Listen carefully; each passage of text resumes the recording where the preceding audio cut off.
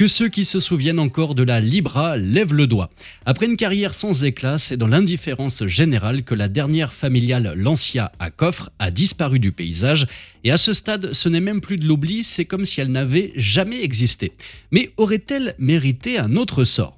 Lors de son apparition, nous étions peu nombreux à croire en ses chances de succès et malheureusement, la suite des événements donna raison aux pessimistes et aux grincheux. Ces derniers n'avaient pas tort, car à ce moment-là, Lancia avait déjà un pied dans la tombe. Méthodiquement assassinée par l'incompétence notoire des dirigeants de Fiat, la firme turinoise a été la victime d'une stratégie inconséquente dont la Libra constitue l'un des rejetons les plus tristement emblématiques. Et c'est fort dommage, comme on va le voir, l'auto n'était pas dépourvu d'arguments.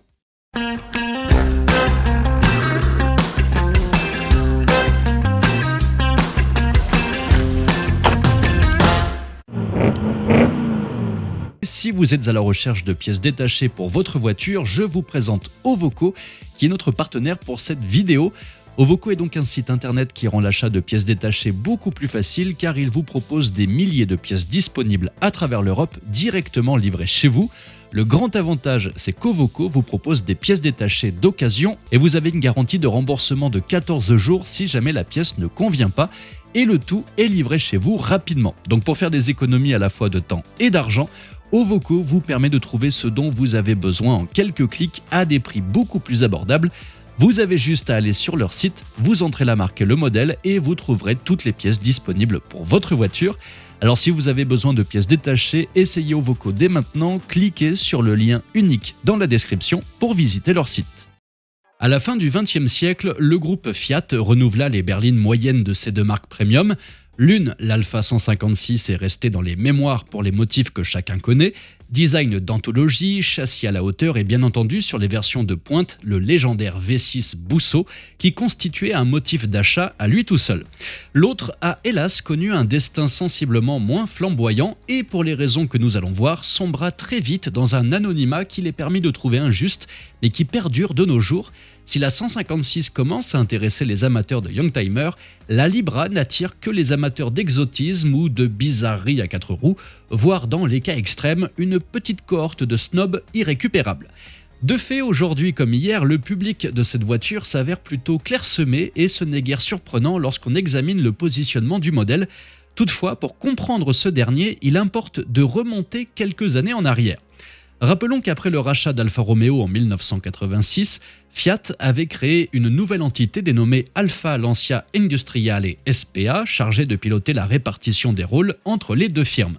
Sur la base d'un raisonnement dont l'idiotie sauta immédiatement aux yeux de la plupart des observateurs de l'époque, celle-ci s'articula autour d'une formule aussi triste que brutale, à Alfa Romeo le sport, à Lancia le confort. Moyennant quoi, et en dépit d'un glorieux palmarès, Lancia fut prié d'abandonner la compétition et pour ce qui concernait son catalogue, de gommer toute référence à la sportivité afin de laisser suffisamment d'espace à Alfa. Il s'agissait désormais de s'adresser à une clientèle strictement bourgeoise, donc a priori étrangère à toute conduite dynamique, une vision totalement binaire et déconnectée des réalités du marché. Par exemple, pour établir un parallèle avec deux marques allemandes bien connues, les acheteurs de BMW n'étaient pas forcément des excités du volant ou des gangsters, tandis que les conducteurs de Mercedes ne ressemblaient pas toujours à des notaires rancis. J'ai bien dit pas toujours. Or, la stratégie mise en place par le groupe italien s'est fâcheusement apparentée à cette approche caricaturale et qui donc ne pouvait pas fonctionner.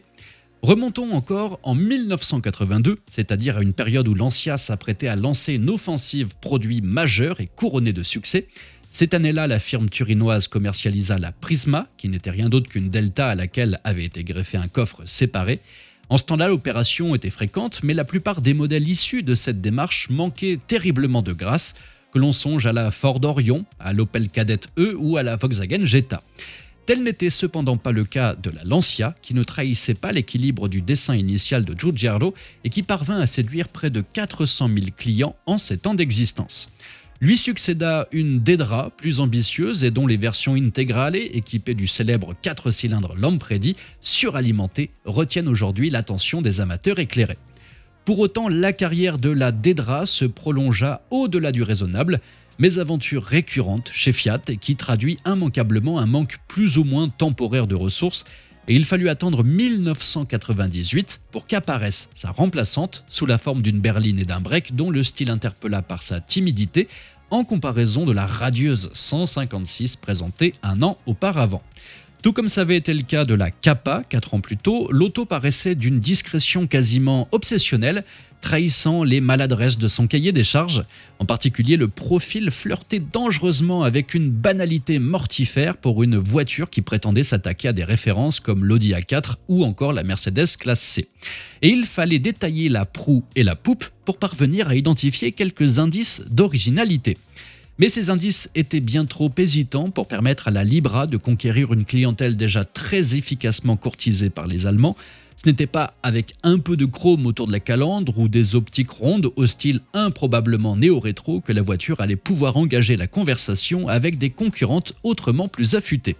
D'autant plus que la déception était également au rendez-vous lorsque l'on examinait la fiche technique de l'engin. Si les diesels JTD faisaient honneur aux compétences du groupe Fiat en la matière, les moteurs essence, tout comme les transmissions, témoignaient en revanche d'un recul regrettable par rapport à la Dedra. Ainsi, les 4 roues motrices avaient été bannies, de même que les moteurs turbo-essence, remplacés en haut de gamme par l'attachant 5 cylindres maison dans sa version 2 litres de 154 chevaux.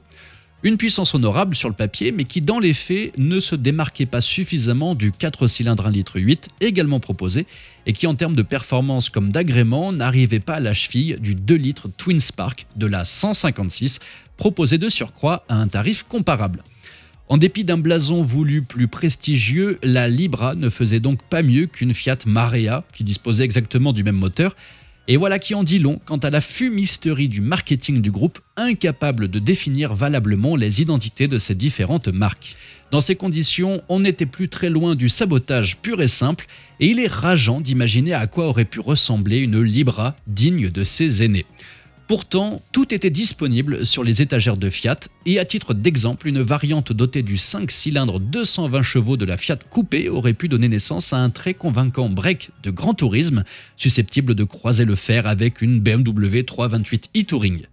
Et pendant qu'on y était, on aurait même pu ressusciter la transmission intégrale à laquelle l'état-major de Turin renonça de façon incompréhensible au profit d'un dispositif Visco-Drive qui ressemblait beaucoup à un cache-misère.